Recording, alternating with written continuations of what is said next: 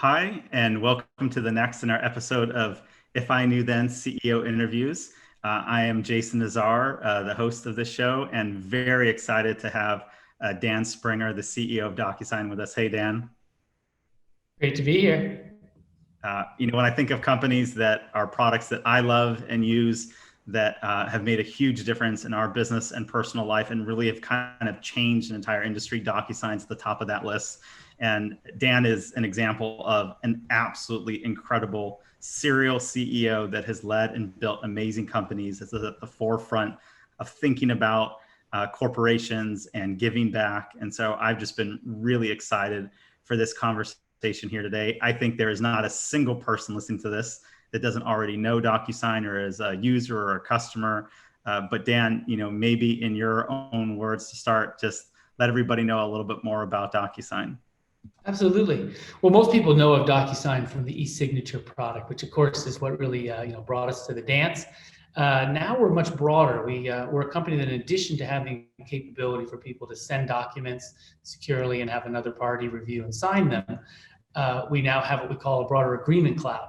And so we actually have built software and technologies to help people create agreements, go through that routing and sort of reviewing process, signing them, and then managing that set of agreements so they can do things like do search against them or have sort of artificial intelligence across their set of agreements to allow them to really better understand what's working and not working in their business. So it's a little bit of a broader remit that we think will give us an opportunity to have a more positive impact than we already do. But to be clear, signature is still the largest part of our business. And as you said, from the standpoint of the reputation, the reason people come up to you and say, "Oh, you work at DocuSign. I love DocuSign." It's usually because they've had the benefit of that experience. If it's so much better to review and sign documents electronically than it was in the old manual way.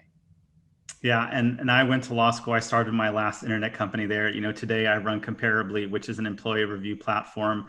I'm an investor and board member on a lot of venture-backed tech companies, and really, I think one of the models for all of us for a company that has amazing product market fit, amazing leadership, amazing NPS with their customers is DocuSign.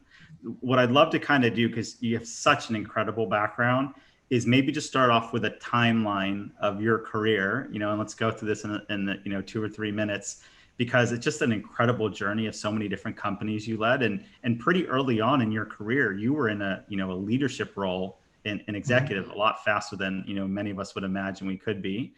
You also went to college here in my hometown in Southern California. So, would love to just kind of get where did you grow up? Where did this ambition and passion come from? And walk folks through this timeline of your career till today. All right, I'll go and push me along if I start talking too much. I've been around for a long time. I got a lot of years to cover. But I was actually born, I like to say, in Brooklyn, New York, in Park Slope, way before it was cool and trendy. But I mostly grew up in Seattle, Washington. And then I did go to Occidental College, and I was an econometrician by academic training. So a lot of forecasting, so a little bit of a math, data, geeky kind of guy. I worked in forecasting for a while, and then I went to business school, went to HBS, came out of HBS and worked at McKinsey, which is sort of a predictable, I think, thing to do if you go to business school. Loved it, loved the firm and its values. Did that in San Francisco. And then we opened an office in my hometown of Seattle. So I got a chance to go up and do something. So people joke about this being entrepreneurial, but doing it within the construct of McKinsey and Company. I'm not sure it's quite as entrepreneurial as a lot of other ventures, but a good experience. And then I came back to the Bay Area really in the .com boom and came to be CMO of a company called NextCard, which went public in 1999 on my birthday on May 14th. Easy to remember. And it was the first internet credit card company and bank chartered company. It was a good run. I really learned a lot. It was sort of the place where online marketing hadn't happened before. So we became performance marketers, and all that kind of math and data background I had was really effective in trying to figure out what are effective metrics and measurements for your online advertising, for your customer acquisition. And that sort of built me a bit of a reputation. I got sort of known for the work that we did. We were one of the largest spenders on the internet, and we became pretty good at converting people into cardholders. And then I briefly ran a company called Telio. I ran it into the ground in less than a year as my first job as CEO. Well, we didn't actually go under, sold it for $50 or something like that to R.R. Donnelly, who was one of our investors. A lot of great lessons in that, although I would have preferred to have done a better outcome for our investors there. And then I sort of found my way to a company called Responses in 2004 and had a great 10-year run there. It was a bit of a turnaround, been an interesting company in the email marketing centric space. We broadened the platform into a broader marketing platform, sort of the marketing.com mindset. Went public in about 2011 and sold it actually to Oracle. It was the foundation for the Oracle Marketing Cloud in 2013. And then I took some time off. I had a middle schooler and a high schooler, 2 sons. I realized it was kind of my last shot to spend quality time with them before they went to college. So I ended up for 3, almost 4 years not working. I mean, I joined several boards. I worked with a private equity firm. I did a smattering of things, but not a full-time operating job. So I could focus on the boys. And then they went to college. And in 2017, January of 17, I joined DocuSign. And DocuSign was, it's been a cakewalk. Responses, I sometimes joke that there was real work in making that company successful. And it took a lot of those 10 years to get it there. It took probably 6 years to get it successful. DocuSign had a few challenges, but it took about 6 days to make DocuSign successful. It was a fantastic company. I think it still is. And there really wasn't a whole lot of work. It was just leveraging the strengths of what people behind me had built already. And we've had a great run for coming up on 4 years, 3.5, 4 years. Yeah, amazing. I mean, the thing I'm always interested in to start is, where did this ambition and drive come from in your place? I mean, you've got this background that most of us could only imagine to have, of taking companies public and selling companies for billions of dollars. And, did you have really high performance demanding parents? Was this something that, you felt like when you were a young kid, you wanted to be either starting or running companies of your own? Where did that come from? It's a good question.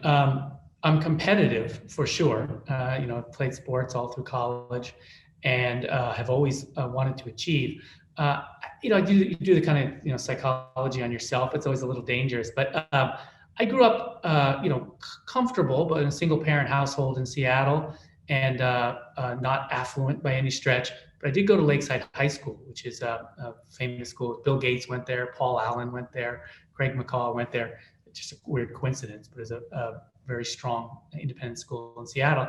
And I was there, one of the few scholarship students back before independent schools had a lot of scholarships, only for the reason is I do well on standardized tests, which are, I think, absurdly not important or valuable. But I'm glad I do well on them for those few times in life that they come in handy. And I just had a fantastic mom. I like to say I won the ovarian lottery. And I had a mom that just did everything to give me every possible opportunity that someone could have, including getting me into Lakeside. But it was interesting because everyone I went to high school with at that time was pretty much rich or well off relatively, and I was aware. I was aware of that, and I think it built maybe a little bit of a chip on my shoulder that I was going to have to try a little harder maybe or be a little better. And over time, I think that stayed with me. In terms of, there's a great expression at McKinsey that someone coined once, was McKinsey is littered with people who are insecure overachievers. And I think that would have been a reasonable characterization of me sort of growing up, is that I just wasn't comfortable with where I was and felt I needed to, try a little harder to do a little better. But that's the pop psychology I can offer. Yeah. I actually want to dive in for a moment to the point you made about standardized tests. Obviously there's a lot of folks that have had a lot of success in their career for doing very well academically. But I think that formula and deal that maybe applied more 20, 30, 40 years ago, that if you went to great schools and got good scores, you were going to have a career that did well. It just doesn't apply as much today. And the same promise doesn't exist that if you go to a good 4-year college, or even if you go to grad school and you do well academically, that you're going to be financially comfortable for your life. And it certainly doesn't lead to the big outcomes that people can have being more entrepreneurial. What would you say are the 3 or 4 most important soft skills that you either had innately or that you've developed that helped you be so much more successful than a lot of your peers that did just as well as you academically? Well, so it's so funny you say that. I literally was on a call this morning. Microsoft, Satya has this incredible thing he's doing every quarter, pulling, about 100, 150 CEOs together. And David Rubenstein from Carlyle was there. And he said something that I've always kind of thought and known, but he just crystallized it really well. And then I'll try to answer your question as well. But he said, to this point, he goes, you look at people across their professional lives, you kind of separate in this sort of their lives is in thirds: first third, second third, third third. And he said, it's amazing how many people you meet who in their first third, they can be very successful, either academically, maybe athletically, maybe, politically, in terms of things like, student body presidents of prestigious institutions. And it's amazing, very well in that first third, often don't do as well. They don't become the powerful leaders you would have expected them to be in the second third and the third third. And he didn't have an answer for why. It was just something he wrote this leadership book and he was talking about it. I think the one thing I would point to that a lot of, not my idea here, that I would point to that's resonated with me is this idea of grit. And I do think this construct of having a little bit of a failure, or as I said, maybe a little bit of chip on your shoulder that pushes you to say, I'm going to keep trying and I'm not going to coast when I get into a good situation. And if I get into a tough situation, I'm going to sort of fight through it and not let that situation define me, because there's so much serendipity in these careers. And you look at this, I appreciate your kind words and say, I've had some good successes, which I do feel proud. I've absolutely had some. But when I look across like each of the things I've done, it's not like I'm hitting 80% of them, right? I got like 3 of them, right? Out of, I don't know, 8 or 9. So I might say, good for baseball, but not good for, too many other sports to say I only get about a third of them to really turn out great. And so I do think you have to be able to be in a position that you accept that there's a lot of good fortune or bad fortune that's going to come your way. And you can't get overly down, but you can't get overly up and get complacent. And you have to just got to have that energy to keep charging. So that would be the biggest thing. And then in terms of your skill or, innate capability, I'm a pleaser. I'm a conflict avoider. I know those things about me, which I do think helps me build teams, because I'm always kind of thinking how everyone else is feeling about the situation.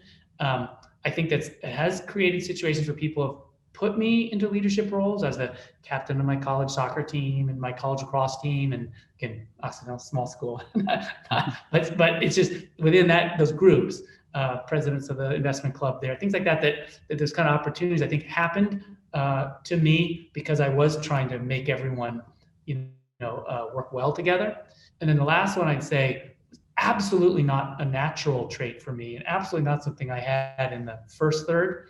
But I have built a lot more humility. I think it's taken some work actually to build humility for me, and some just life is, giving me experiences that create humility. And I'm much better, I think, as a leader, and much in a better position to help lead companies to success by, just accepting that I'm not that special, in most dimensions, and that really having a healthy respect for your colleagues and everyone in the ecosystem is, I think, a real big part of that. I don't think that was necessarily something that we thought about for leaders, 50 years ago. But to your point about what the future is going to be like, I don't think we're going to get a lot of these sort of egocentric and much less egomaniac successful leaders. There'll be some because of their just sheer brilliance. They can do that, right? So there'll be in each generation, some Bill Gates and Mark Zuckerberg, I don't know, Mark, but the people that are just because of that really strong spike in a capability, maybe a Steve Jobs, is just going to keep forcing their way through to greatness. But those are very, very few, and far between. And for most of us, that's just not available to us. Mm-hmm. So we could sit there and say, I wish, you do sports as an analogy. I used to always say, do you want to be Michael Jordan? When I was growing up, I said, yeah, I'd like to have that talent and that skill to Michael Jordan, but I don't. So if I'm going to play sports, it's not just going to be, relying on that. Not that he wasn't also a hard worker, but he just had a set, of gifts. And so if you don't have those gifts, like most of us, you just got to work hard. And the last thing I'll leave with you is I have a little formula that I use when I talk about how I evaluate people and how I think about people's contribution. It's a little geeky because I told you I'm a math guy, but it's just 3 variables. Your smarts or your skills, mm-hmm. Ego, and I sort of define ego as sort of high ego means that you're the inverse of being a good team player, and low ego means you're a positive player. and how hard you work. And the formula is you take the S, or your skills and strengths, or smarts, divided by E, ego, and raise that to the power of how hard you work. And if you do things like numbers 1 to 5 and you play around with those, and I'm a 5 on smarts and skills, and a 2 on ego, and I raise that to the power of 4, like, oh, I get to a pretty good number. To get really high, it kind of wipes out your ability as a leader for all the other components, because it just takes it all away. And of course, some of your skills you can improve over time and your smarts, but some is just what you got. Your ego and how hard you work, you can control. And so I work a lot of it. Someday when I write a book, that's what it's going to be about. And that concept of saying, how do the interplay happens, and what you can control to make your impact bigger. Yeah, I love that. I've given the same speech to every person I've hired for 18 years, which is there's 3 things we're looking for: people that are the best at what they do, no assholes, and who are going to work harder than everybody else. And that's our hiring philosophy. So I like that you turned that into a formula for me. Yeah.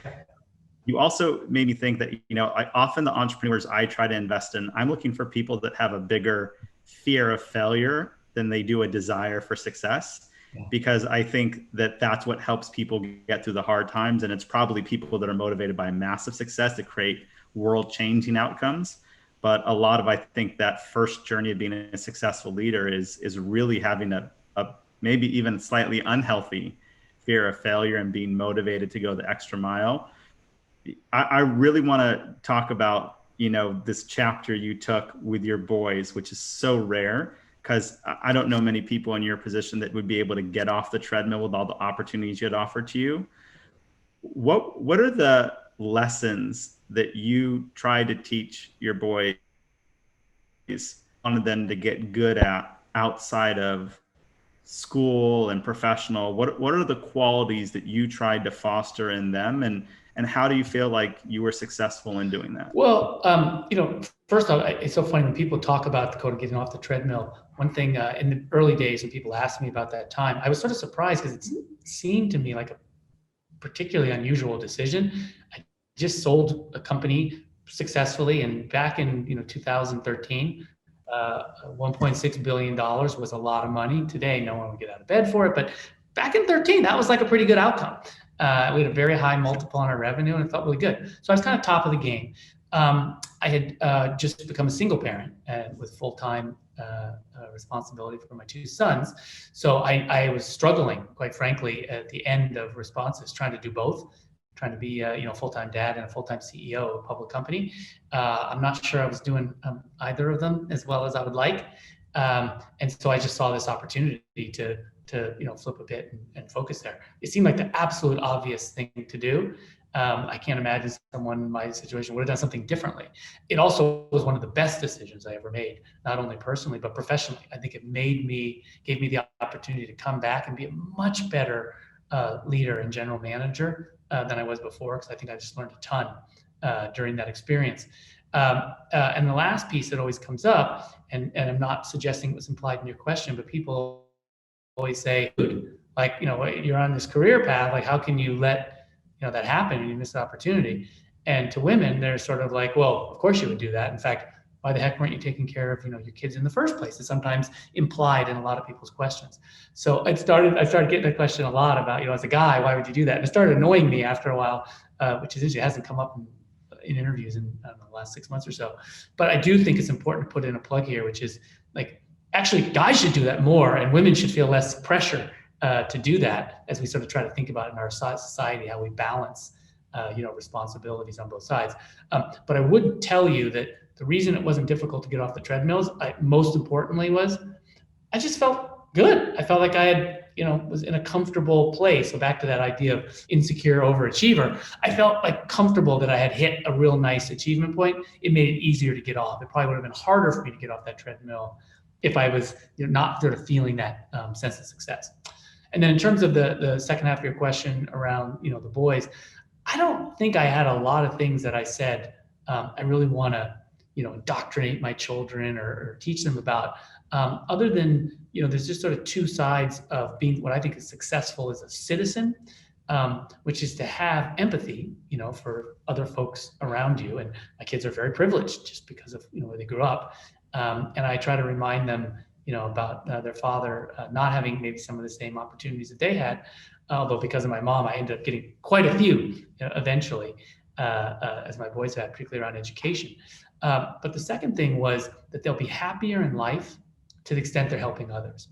And so years before I stopped working, I created an investment fund where I had my kids thinking about making investments and talking about, hey, if you make investments and they're smart and they have returns, it gives you capital. And it's great. So whether you're working or investing, being a creator of capital is a really good thing. It feels good. It gives you opportunities. And on the flip side, we also created a charitable fund. And the three boys, we call it the Springer Boys Fund, twice a year we meet and look at which charities we support. And I forced them since my younger boy was about 10 and did not find it to be a fun exercise to talk about which charities we would support. Today, it's something that they both really enjoy doing, and they've really engaged with me on this process of philanthropy. And the piece that became really interesting is as we started to look at giving larger checks to organizations, as some of my business ventures ended up being more and more successful, we were able to put more funds into it. It raised their expectation that we need to start making sure these non-for-profits are well run. So now we usually only make large donations to organizations if one of the three of us is involved. So we're big in the Boys and Girls Club, where my son was a volunteer. We're big with a company called Year Up, where I'm on the board. So we pick organizations that we want to really get behind, not just with treasure, but also with our time and our focus. So that would probably be the thing I would point to that I'm most happy about, and that I really put a focus on, that as they launch into the world, they'll have that sense of responsibility. But last thing I'll share, before you get too excited about it, I'll let you know that my older son, who graduated from Wharton last year, is now a tech M&A investment banker. So I'm not sure I've actually achieved my goal of thinking about positive contributions to society yet. Yeah, well, you started at McKinsey, and I think you've done a lot of amazing good. So his book is still mostly going to be written. Sure. I know. Yeah, it was interesting. I sold my last company, DocStock, to Intuit in 2013. And I actually went the opposite direction, where I was recently married, but we didn't have kids. So I jumped into starting my next company because I was like, I want to have more time with my children. And so I want to try to get the heavy lifting of this next business done as quickly as possible. All right. So, you're on the boards of a lot of companies. Like, you've been a CEO more times than, most people I'll ever know. Incredibly successfully, and sometimes not the outcomes that you would have wanted. What would you say are the characteristics that you see from really successful CEOs? Like, what are the one or two things that they do exceptionally well that's just above everyone else, right? And I don't necessarily mean this visionary that comes around once in a lifetime, but just somebody that works their way up like you did, or I'm trying to, right, to be a great company leader. And then on the other flip side of that, what are the most common mistakes that you see CEOs make that they shoot themselves in the foot and are holding back the progress of their company or their progress as a leader? Well, it's funny because we talked about serendipity earlier, and there's a great quote from Warren Buffett. I'll probably have to paraphrase, I'll get it a little bit wrong. He said, but when the reputation of a great manager comes into play with a business that has a reputation to be challenged, the business maintains or keeps intact its reputation. And the concept is that great businesses are easy for a lot of people to run successfully. Challenged businesses are very difficult for almost anyone to run successfully. And so I do say, if I had to pick one thing, I would tell people is, pick good spots. I mean, I really think it sometimes gets underestimated as people are making career choices.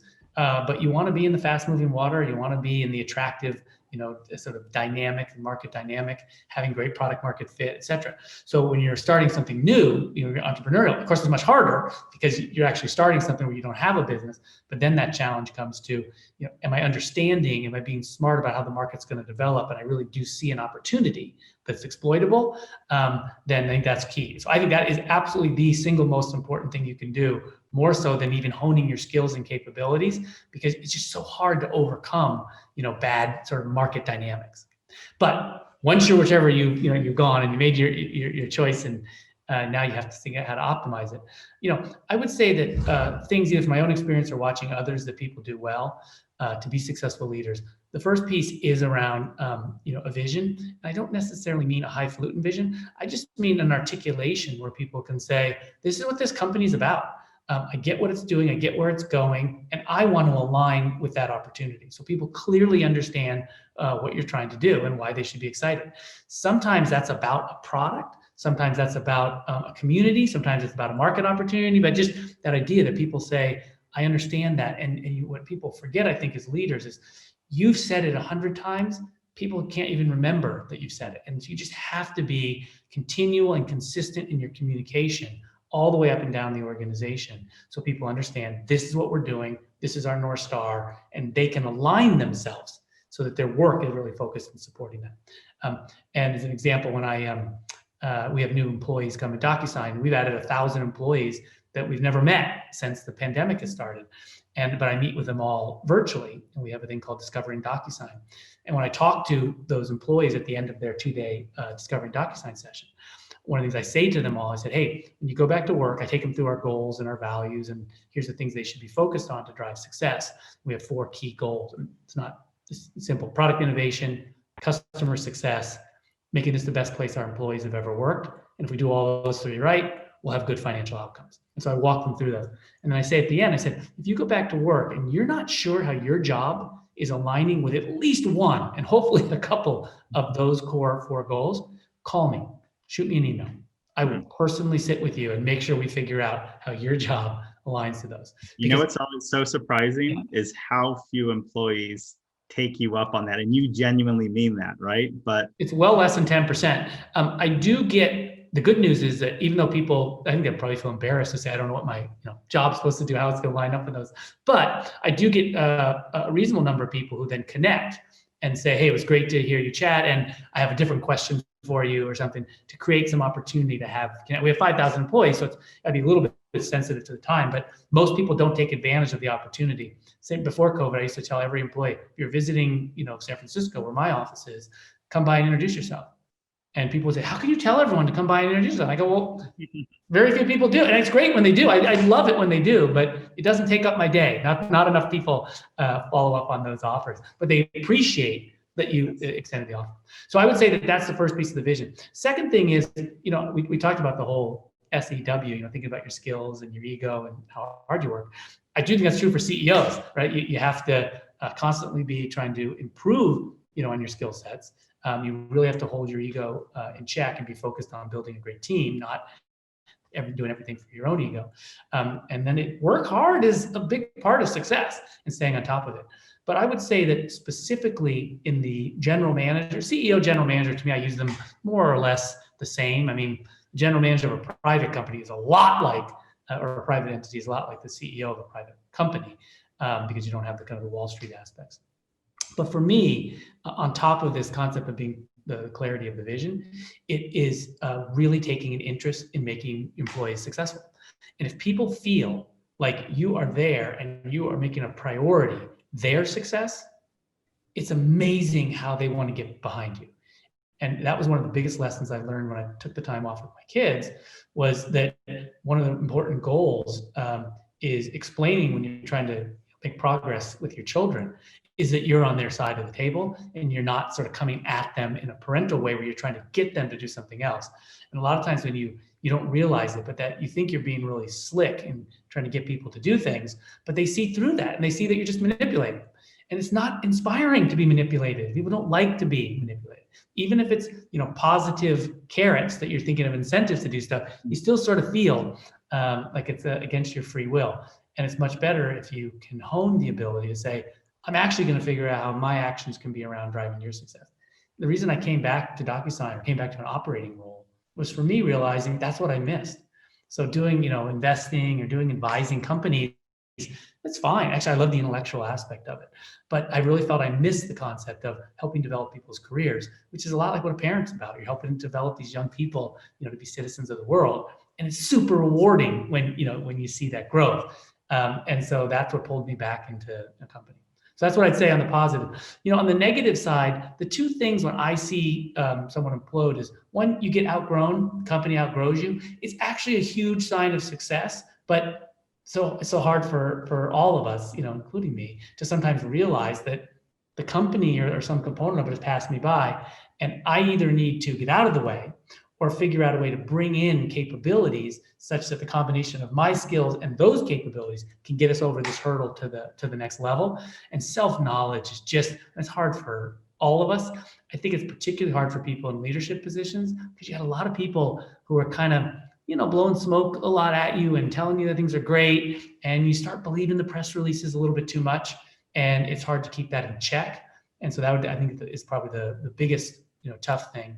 And then related to that is this whole concept of, every executive would tell you, should I hire people smarter than me or not smarter? And everyone would say smarter. And then you look at people's actions and activities, and they get intimidated, by people that challenge them sometimes. And that's a big miss, as well. So I would say those are the things that I would try to highlight around what to do to be successful, have vision, focus on really caring about and making your people successful, be the two. And then the second side, it's, having self-awareness about when you're out of your depth, and having the confidence to say, I'm going to hire better people, and I'm actually going to let them drive. I want people that have an agenda. I know it's not going to have a negative number. I want people that are coming in here, and it actually is a Steve Jobs quote, I think, or he might have taken it from someone else, which is, we don't hire people that are smart to tell them what to do. We hire smart people so they can tell us what to do, because they have that specific skills and knowledge, to that area. And I think the really successful leaders figure that part out, and they build off strength. And lastly, I'll leave it with you. That's why I like this idea of the inverted pyramid, as an org chart. And I try to tell people, if there are 5,000 employees at DocuSign trying to make me more productive or more successful, it can only push me so far. But if I can actually figure out a way at the bottom of the pyramid to say there's 5,000 people, if I can make each of them even just a tiny bit more impactful, tiny bit more successful, it'll have a massive impact on the organization's output and impact. So that's kind of how I try to think about that in practice. Yeah, you make me think of two things. One, I often say that, I'm going to have things that I do not well. Some of those I have to fix. Some of those, it's just going to be what it is. But I never want to be a leader that has blind spots. I want to, at the very least, know what I do poorly and either make a conscious decision to improve it or to table it. But I never want to be someone's saying, this is what Jason does awful, and I have no idea that that's the case, because I think those are leaders that nobody wants to be a part of. And you said something to me that was so powerful that I often try to now pass on this advice and remember myself, which is just play the right game. Mm-hmm. Everyone has a set of skills, and this goes from a CEO to anyone that's joining an entry-level role. Like, you may let go of somebody in your company, and it's not because they're not talented. It's just because maybe they weren't playing the right game that matched their strengths and interests. And I think what you said is worth repeating, because the single most important thing, I think, to really get far in your career is to match your talents with the right situation for your success. And I do think that that's overlooked a lot. I call it horses for courses. And you have to realize that just, some people run better on, I'm not very good at horse racing, but some run better on a wet track, some run better on a long track, whatever the variables are. But the horses for courses, and just understanding that is this business the right kind of course for you to be successful? And if it's not, even if other people are telling you it's cool or it's a sexy company or whatever, is it really aligned well to be a fit for your skills? That's a great topic. Yeah. I always tell entrepreneurs, you have to have an unfair competitive advantage in the business you start. And if your skills and background doesn't give you that, really think, like, is this the business I should be getting into? All right. So I want to take the time machine with you. And so we're going to take a time machine back into your 20s and 30s. And if you could go back in time and you could give, Dan, any piece of advice in your 20s about, business or life, professional or personal, what advice would you give to your 20-year-old self, and why? There's probably two things I do in the 20s. One was, I mentioned this a little bit before, I didn't have the same humility I would have liked to have had. I think I would have been significantly more successful if I hadn't been so focused on letting everyone know when I did something well, I think I had a really strong need to celebrate and trumpet my own successes. Um, and I think that there's some places where that can be okay, but I think it can hold you back in a lot of situations. And I think it's actually a characteristic that would stop me or other people from wanting to give someone leadership positions. Because it's not attractive as a leader to be all about me as opposed to about the we. I think I'm a much better place today than there. But in the 20s, I wish I'd gotten an earlier start on building that. And the second thing, it's interesting construct, but self-confidence is, you'd think it would be highly correlated with lack of humility. But interestingly, I think when we don't have that, humility, and we sometimes see people portraying a lot of hubris, oftentimes it's not because they're so confident, it's because it's an insecurity. And I would say that at the same time, if I go back to the 20s, I would say, trust your instincts and your judgment more. People are all telling you that you should do this or you should do that, or this opportunity and that opportunity. And a lot of times you make decisions where other people, or I did anyway, made decisions where other people's influence was quite heavy on mine. And it could be an individual, or it could be like the market or the world saying, this is the thing to do, you should go do that. And if I could do it back over again, I think I would trust my judgment more about which opportunities, and importantly, which people I really wanted to work with. And I would say, put more focus on the individuals that you're going to work with, you think you can learn from and grow with, than how the market or the world evaluates the opportunity. So those are the things I'd probably say to the 20-ish-year-old me. I love that. Yeah, it took me a long time just to trust my own inner voice of my instincts, and something I think a lot of us struggle with. All right, so same thing into your 30s. So you're a little bit more mature in your career now. You've been having some success. What personal, professional advice do you give yourself in your 30s, and why? So, I think in my 30s, a lot of things came together. I mean, actually really well for me. I think some of it was some pretty good serendipity. I think that's a big part, for all of us. I also became a father. I mean, it was 30s were good. 30s were good. I think the concept that a lot of people talk around work-life balance, I've always bristled against it a little bit and said, I don't want balance. I just want to have passion about everything I do. And I want to work hard, and I want to play hard, and I want to parent hard. I want to do it all. I think I might have thought about balance probably a little bit earlier. And I think I had a little bit of a macho maybe about it. Like, balance is for like second tier players, and, people want to be stars. You just go at everything. And I don't think I was as good of a listener. And I don't think I was as, I'm trying to think how that would turn into advice. I guess listen better to other people, be more aware of your impact on other people, both professionally and personally. I think in my 30s, even though I had the wonderful opportunity, as I said, to become a parent, which was for many people, particularly for me, was amazing in making me more empathetic, more aware. You finally have a situation where you actually love someone more than you love yourself, which is an incredibly powerful concept that I never would have imagined, that I would have. But that happens, when you get kids. But then I don't think I took that and extended that amazing insight into the rest of my life. And I probably would have said, hey, got this incredible learning. It transfers to everything. And I think that would have made me even more successful. It would have made me more successful in my career. And I think I'd look back now and be more proud of what I'd done and how I had done it, by being, a little less selfish, a little sooner. That would probably be what I'd do in the 30s. Yeah.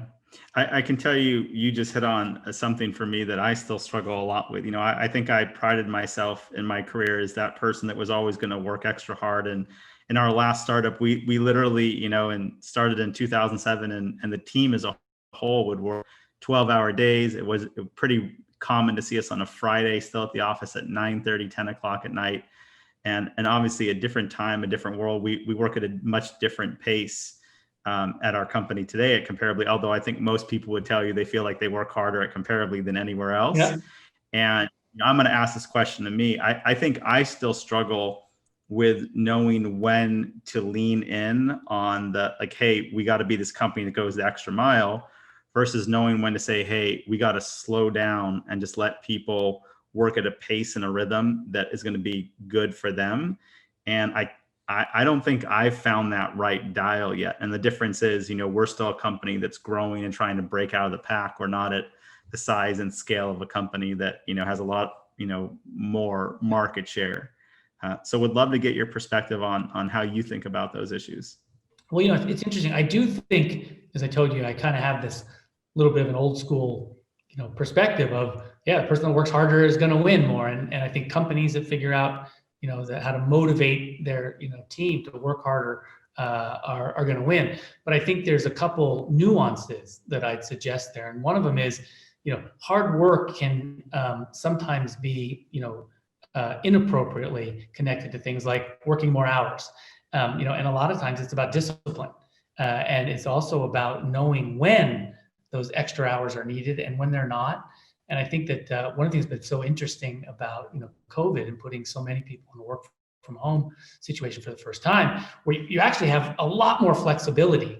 There's certain things that are still meetings and calls at certain times. You have a lot more flexibility. The initial thing that a lot of people, including I did, because, my kids were in college, and I just started working 7 days a week all the time, just because there was sometimes something would call on a Saturday. Saturday wasn't any different than Tuesday. It just became my work all the time.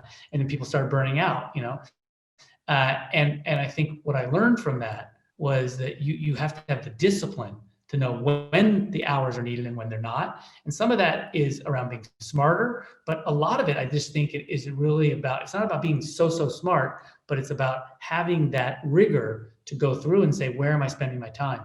It's funny, I mentioned the conversation with Bill Gates and Satya today. And, Bill Gates was famous for having this thing where he and Steve Ballmer, and I used to do this with Scott Ulrich, who's sort of my business partner, both at Responses and DocuSign, where we do kind of like a calendar review. And so what are you spending your time on? And it's powerful to have someone you trust that you can explain what you're doing, to say to you, like, yeah, that doesn't sound right to me. That's I understand why you're getting pulled into that, but that's because you're not being disciplined. And now there's a lot of software, and Satya was pushing it as part of Microsoft Teams as a component to say, we can give you a report on where you're spending your time, who you're talking to, and which topics you're covering. And I think that's really powerful, is having that knowledge. And when you start doing that, you realize I'm spending a lot of hours on things, not because I'm making the choice that they're important and necessary for the time, but because I'm reacting to people out there. I'm not being strong enough to say, I'm not going to do that. I'm notoriously bad at pushing off things and saying, I'm not going to do it, because I like that feeling of checking things off and feeling, accomplished. Sometimes you look at the checklist and you realize, I shouldn't have done those things. So I think that's part of the nuance here. Is it's not that you want to tell people don't work hard or don't be passionate, but it's pick your spots.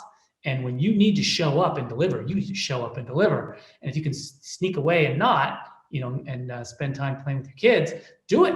Do it when you see that opportunity. And I think that's really refreshing. So I've gotten to much more of that attitude about not trying to say, on Tuesdays, I'm home at 5 o'clock and I'll never take a meeting. It's just not practical, I don't think, I should say practical, it's not appropriate for my job. But if next Thursday I can stop work at 3 o'clock and one of my kids wants to do something, I'll take advantage of it. Not say, well, 3 to 5 is supposed to be work hours. It doesn't need to be, because I know I'm going to be, making it up later. Yeah, I think you hit on, for me, one of the big things is you may not need to work a 12-hour day if you can be more productive in your 8-hour day. So I want to spend a moment there. I'm going to share with you 2 productivity growth hacks that have been really helpful for me. And then I want to find out from you, like, what do you do to help yourself be as productive as possible? Because you have more demands on you than I could imagine. The 2 things that I do is I block time in my calendar on a consistent basis every week that I just need for strategic thinking or for things that I need to do to individually contribute. And that time is sacred. And unless there's something that is absolutely urgent, I do not let that time just get taken up. The second thing I do is I try to write down on a little Post-it note or in my notebook at the start of each day, what's the one most important thing you have to get done today and the one most important thing you have to get done this week. And they're often things that aren't the quick tasks that I can just check off. It's going to mentally require more time and discipline. And I know that if almost nothing else gets done, but I do that single most important thing, I'm going to keep helping the business move forward. And those were passed on to me from other really smart leaders. But what are your productivity hacks to be as effective in the time that you have? Ironically, my first sort of productivity hack can be almost thought as the inverse of one of the powerful ones you had, which is I say I want to make sure I get rid of the small things to allow me to have time to focus on the big ones. So before I go to bed every night, I clear through my email inbox. And I actually use my email inbox as sort of a to-do list. So I try to manage it very clearly. A lot of people have lots of messages in there, and I take them all, I delete them all, and some go into folders, but actually very few. And I try to, again, process that as a to-do list. The second thing that I think is really powerful is quite similar to yours. It is around priority lists. And one of the things I think is really a useful thing to do, and I actually still do this with pen and paper, somewhat ironically being a DocuSign, but I use yellow stickies. And I say to myself, if I can't get an idea onto a yellow sticky, it's too complex. I'm not really boiling down to the essence of it. And so I like to green the ideas down to be very, very slim. And so I keep yellow stickies around with the things that I need to do. So they're kind of haunting me, if you will, and saying, I've got to find the time to focus on it. And then the last thing that I do is I actually use my calendar to do that. And I work with Mimi. I have a fantastic executive assistant, and I never really used an executive assistant, which is super odd, because I like to control my own calendar. I finally got sort of out of my system, if you will. And it's been amazing. So using an effective assistant can be a huge driver for you. But I work with her to say, let's schedule time for those issues that you described. Like, I know I need to do this review of something that's complicated. And if I let myself get interrupted, I'll get interrupted and I won't do it. So in the physical office, we sort of lock down that time, and she'd say, I won't let people stop by and interrupt you. And now in a virtual world, I do the same thing at home, and I just sort of lock down and do it. Getting the focus of time is so difficult, but without it, it's really hard to do the strategic thinking and really be able to hold a lot of different ideas. And then the last thing for me, which I don't know if I'd call a productivity hack, but maybe just sort of a process step, is I'm adamant about telling people, if we're going to do a 45-minute meeting and you're going to present a bunch of slides, I want to see the slides the night before. And I really find that people spending, even if I spend 15 minutes on it, 10 minutes on it, reading through the slides, sometimes I spend a lot of actually go through and make the meeting a lot shorter. So I can come in and say, hey, look, I already read it. There's only 2 things I want to talk about. But that discipline of having sort of taken that absorption of the core topics and issues in advance makes meetings much more productive. And I think the other thing that happens if you don't do that is you get a lot of people who are multitasking. So you got a meeting going on, someone's going through the pages, they're giving background, and everyone's grabbing their phone, doing the other things. And so people aren't really giving it the attention. And without that focus and attention, I don't think we do a good job of really evaluating and solving tough problems. So those are a couple of things I think about to be more effective in sessions. Yeah. Same vein, do you have any secrets or tips for either how you run meetings or the job interview process? So on meetings, I don't, other than the kind of like the idea of having a pre-read, pushing people on the multitasking. I do think, there's certain situations where I accept, particularly in something like a staff meeting where you're covering multiple topics, where someone might say, the right thing for me right now is not to be deeply, enthralled with what someone is saying and to be solving a customer problem. So I have some leeway, but in general, trying to really discourage that and do that as well myself.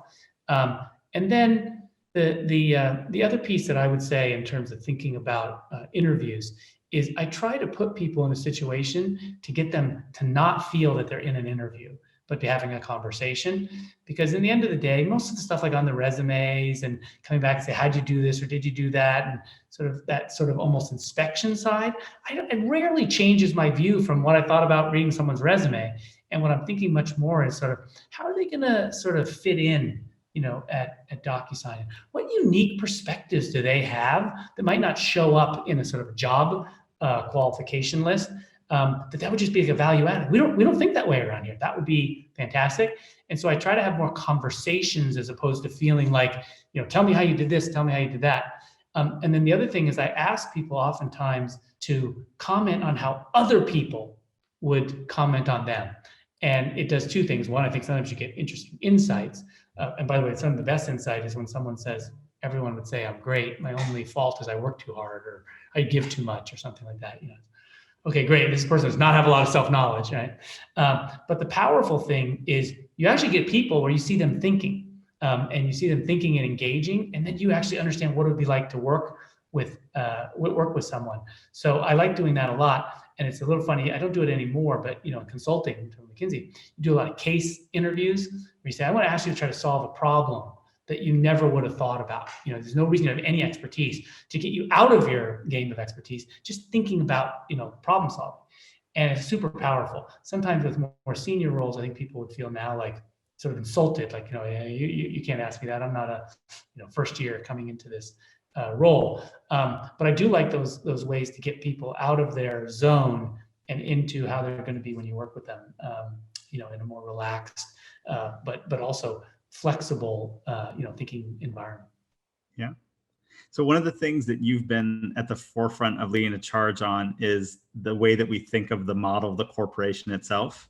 And I don't think everyone maybe knows like what a seismic change is happening that's largely being led by, tech companies. And, the first thing you're taught in business school and law school, I remember, is like the purpose of a corporation is to drive value and profits for shareholders. And we're living through a model now where that's really evolving to say it's the shareholder isn't the only key stakeholder. It's the employees, it's your community, it's a whole variety. It's, wider, implications like the environment. How fast do you think this evolution is going to happen? What is happening today, and what's most important for you as someone who's driving this change, and at the forefront of this philosophical new paradigm that the purpose of a company becomes? Yeah. Well, so first of all, before I can answer your question, I have a fairly strong point of view that this is it's new again. I think these are the cycles that we go through. And maybe in the Milton Friedman sort of time in the 70s was the height of, and the quote you were using obviously is from Friedman, and talking about the only purpose of the corporation is to maximize its profits for shareholders. But I think there's a lot of companies. The reason he came up with that aggressive perspective was because there are a lot of companies that he thought weren't doing that, and there are a lot of companies that were thinking about their communities, and they were thinking about the jobs for their employees, and saying, hey, we have this obligation to these people. And people were saying, no, you shouldn't. You should be willing to fire them all, or contract that out to a lower cost labor market, and that's what matters. And so I think we're going to go through cycles. I think right now we're coming to a pretty strong point of view that's saying we need to think about stakeholders and not just shareholders. I think it's fantastic. And I think we've got even more room to go. I'm literally tomorrow, I'm going to be in a session that Morgan Stanley's running with Viva, and Viva's looking at moving to change their statute to a B Corp and say, we are focused on something other than just being a profit-making corporation. They're already public, so it's kind of late in the day that their CEO is looking at doing that. I think at DocuSign, I could actually see DocuSign someday in the future saying, we're really about the environment, and we fundamentally are about saving the world's forests. And that's what we're doing by having people not use paper and pen manual processes for their agreements. So I think it's going to happen more and more. But I actually believe, fortunately or unfortunately, then that'll cycle through. And at a certain point, people will say, "Hey, we've lost track, and we have a phenomenon where potentially leadership in company are misusing other people's resources to sort of achieve different objectives that they have that aren't fair, if you will." And we see that in tech all the time now when you have companies going public where they have special rights for founders. And some people are saying, hey, that's not the right answer for the rest of the people in the corporation, including sometimes the employees, other than the founders. So I think we'll go through those cycles over time. I think what's exciting about it right now is we have a situation in the world where we have income inequality that is bad and getting worse. The returns on capital are much higher than the returns on labor in terms of what people are getting out of it. It's in our tax code, capital gains tax, et cetera. You see that in so many ways. And so I think people are coming to a realization that the system right now is fundamentally not working broadly for all participants. So we need to change the system a little bit. And that's what I think is behind this idea to think more broadly than just shareholders. And this realization that the stock market is not an indicator of most people's well-being. It's an indicator of a very small percentage of the population's well-being. Influential people, but still just a small percentage of the population. So I'm actually really excited about it. I feel in Silicon Valley, we have, or broadly defined, I don't just mean the geography, I mean the tech sort of ecosystem, a pretty strong push that has said, we're not about just making profits for shareholders. We are thinking of our other stakeholders. And I actually like to think about it. The real enlightened self-interest comes when you say, as I described about how I think about a DocuSign, if we have the joy of people building innovative products, if we're driving incredible success for our customers, if we're making our employees in a situation where it's the best place they've ever worked and they're truly doing the work of their lives, our shareholders are going to do fantastically well. And I think that there's a time frame to a lot of these questions and decisions. And so I prefer to think of it as not that I used to be building just for shareholders, or collectively the we. It's that we always sort of knew we were doing the things that in the long run were going to be great for our shareholders. It's just in the short run, they might have to, sub-optimize and do some things for some of the other stakeholders in there. And shareholders in the long run will be beneficial outcomes if we take care of the other stakeholders. So I kind of look at it that way. It's less about a zero-sum game and splitting the pie, and more about let's do the things that are going to make the pie bigger for everyone, and we'll all be better off. And that's kind of how I would define the topic. Yeah, I think it's an amazing perspective. One of the exercises I try to go through in my personal life and my team is just remember to look down on the ladder and try to help folks that are still coming up. Like, super candidly, I'm trying to get to in my career where you are, right? Being a super successful CEO of a large public company that everybody is in love with the product, right? Like that's, what I'm striving to. And you can get so focused on, hey, where am I not in my career? What do I not have? That you forget that there's so many more people that don't have the advantages and luck and good fortune that a lot of us do. And, what are we going to do to help folks that, need their break, that need some support, that weren't as lucky, that didn't have certain advantages. And I think it just makes somebody a lot happier person to remember to look down on the ladder every day and not just look down, but say, like, what am I going to do to bring other people up with me? I think you're spot on. And similar to what we talked about earlier, I really believe at just a deep philosophical level that if you're helping other people, you're just much happier. And that's what, it's the self-actualization that so much of us are looking for. And it's right there and available. We often don't see it, that opportunity is right there. Yeah, well, you're someone who's lived this in practice. It's a big deal to win this Kennedy Ripple of Hope Award. That this was quite an honor. And so, I think when you talk about this, obviously you're living it in your actions day to day. I think we've got time for about one or two more questions. I'd love to get your sense of, what's the future for DocuSign? Obviously, this is such a critical product for so many people. There's so many places that, you can take the application and what you're doing for folks. Like, what does DocuSign look like in 2 or 3 years from today? Well, I mentioned earlier the concept of, the e-signature leadership is clearly the foundation. This broader agreement cloud, where we're really helping people with what we think will be the next big cloud opportunity to manage this agreement lifecycle. So from a product standpoint, I think that's what DocuSign will be. And I think a few years from now, people will say, oh yeah, DocuSign, they're about agreements, not about signatures, even though signatures will obviously be a key part of agreements. And I think you'll see things like remote online notary, it's a good example where we just, bought a company so we could build that out. Where people said, yeah, signature was great, but sometimes I still need it notarized. You haven't really completed that process of the agreement. Can you add that additional, capability and functionality? You'll see us do a lot of things like that. From a standpoint of the company, one of the things I talk a lot about is I don't want us to become a big company. I want us to stay with our culture and our values, feeling like a smallish company that just happens to have lots and lots of employees and lots of customers and lots of revenue, but still, just us little DocuSign. 2-3 years from now, I'm highly confident I'll be able to achieve that. 5-6 years from now, it's going to get tougher, right? And one of the hard questions is you have to always ask yourself, am I the person that can take it, to that next level, or do we need someone else that can scale it to that next level and keep the culture intact and do all those other things we want to do, around the business. So It's to be determined. I think I got some years. I got a good 5, 10 years left in me, I think, and I'd love to do it here and build, just a really substantial and important company, but one that when you're working here and you're a customer of our company, you don't feel like you're a number. You really feel like it was the same place it was before, and that's kind of my goal with what we do at DocuSign.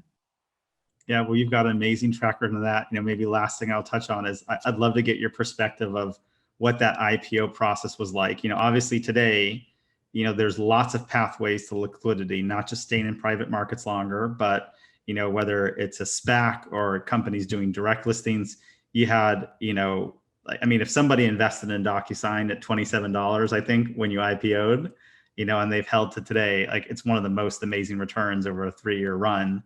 What was that IPO process like for you? And maybe what are some lessons that other CEOs and company leaders that are about to do that, can take from your journey? Yeah, well, I've been through now 3 IPOs, and they're all different. But the biggest difference was just the time. It was when they happened, I think, more than the specific situation. Back to my point about, if you're in a great company, it's pretty easy to run. If you're a really hard challenge company, it's really hard to run. If you're going public at a good time, it's pretty easy process. So for sure, if you want to go through a traditional IPO, doing it when the market is attractive sure makes it a lot easier. It doesn't mean, good companies can go public whenever they want to go public. But it's if you're not just sort of so clearly, a star company, do it when the market's good is what I'd say. Second thing is, it's a heck of a lot easier if you have a fantastic CFO. We went public, and fantastic, I don't just mean high quality, but experienced in those processes of the public markets. When I went public, we went public at DocuSign. Mike Sheridan and our CFO had already done it a few times. And the role of CEO is, I found, a lot easier than Responses as an example, where I had a CFO, also great CFO, and Chris Paul. But Chris was never gone through an IPO, had never been the CFO of a public company. And so he was doing a lot of things, for the first time. And so the load on me was a lot heavier. And so that's another great example about when you have people that have skills and experiences, deeper than your own, you get to leverage theirs, and it makes it a lot easier. The other 2 things I say about IPOs, I'm actually very positive about the process of going and being public. It forces you to mature as a business. One of the things we did that a lot of companies did several quarters before we went public, we said, let's just start acting like a public company. Let's effectively file each quarter and go through that process. And we found a lot of opportunities to be better. And so that was great. And then the second thing is, although I absolutely can get behind the argument that too much focus on quarterly earnings can sub-optimize long-term growth, I think in certain industries that's very true. In a business like ours, where the market's valuing us on our growth rate and our future growth rate, they're actually telling us, invest in the long term, invest in growth. So no one's telling us to do anything different. I don't think we suffer from any concern that we were forced by the evil Wall Street people to make suboptimal decisions for near-term earnings. So I haven't had that phenomenon in the 10, 11 quarters we've been public. But I would tell you that a positive is, again, that concept of inspection and that concept of looking at the results and taking them into a skeptical audience. It forces you to look at your business, I think, in a really aggressive way. And I've really enjoyed that process. Again, things have been pretty good, touch wood, in the quarters we've been public at DocuSign. But even within that, it's been a volatile market. We've had some, few moves up and down. And I actually look forward to it. I invite that sort of critique from people that are saying, we're going to try to cut your business in a lot of ways and look at things. A lot of times people ask a question and we give our kind of confident answer, and then we go back afterwards and we go, wow, that was a really good question. I never thought about that. Why is that trend happening, in our business? Fantastic opportunity. Let's go look at the, percentage of our business coming from SMBs or whatever the question was. So I'm a big proponent of being public when a company's ready. And it's a nice maturing aspect of the arc of your business over time. Well, I think there's a whole lot of us that are trying to grow in our personal and professional lives and, get to any, small portion of what you've been able to achieve. And, you may say that like one of the values that you were trying to work on is humility, but I got to say it's rare that I've ever met someone as generous and thoughtful and humble you, all the success you've had. Your energy is infectious. I feel like I want to run a marathon now and take notes and get a million things done. And I have 100 emails I'm gonna, get back to, before I go to bed tonight. And just thank you so much for your time, because I know whether somebody is running a big company or they're trying to come up in their career or thinking about jumping into entrepreneurial venture. I mean, this was just a treasure trove of absolutely incredible advice. It's no surprise that a company as amazing as DocuSign has a leader as amazing as you at the head of it. But, thank you for sharing all of your time today, Dan, with so many folks out there.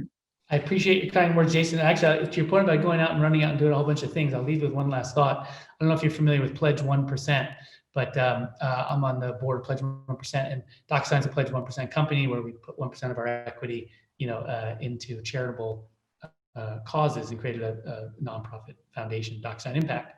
And I think it's these kinds of things where you're talking about inspiring your people. And if you find a couple of things, you can't chase every single opportunity out there, but a couple of those things where you say, this is who we are. It's what part of what gives that positive feeling, that energy that you were describing, where people say, this is a great place to work. And if Comparably can have, that opportunity where employees say, what I'm particularly proud about working here is I see our commitment to give back. And if I make the company more valuable, not only am I getting a piece of that value, but I understand that these nonprofits that now get access to the equity that we put aside are also benefiting. And particularly for younger, I don't be too in the demographic issue here, but much more so than when I was coming into the work world, I see young employees just expecting that the companies they work for are going to be attuned to those values. So if you're looking for something to channel all that enthusiasm you feel right today, go check out Pledge 1%. I'm happy to introduce you to the folks that run it if you don't have those connections, and use that as an opportunity to add something to your company today that can tell you're so passionate about, and sort of raise up that enthusiasm on a whole nother dimension in terms of how you all can get back. Amazing. Well, I certainly would love that introduction, and thank you for all you're doing to give back to so many people, customers, employees, your communities. And thank you for everyone that joined us today. We know that you have a lot going on in your plates and in your lives, so stay safe, stay sane. Our next guest will be the founder and CEO of Wondery, the largest independent podcast network. So thank you for continuing to tune into this show, and we're going to have more incredible guests like Dan coming up. So thank you, Dan, and thank you, everyone.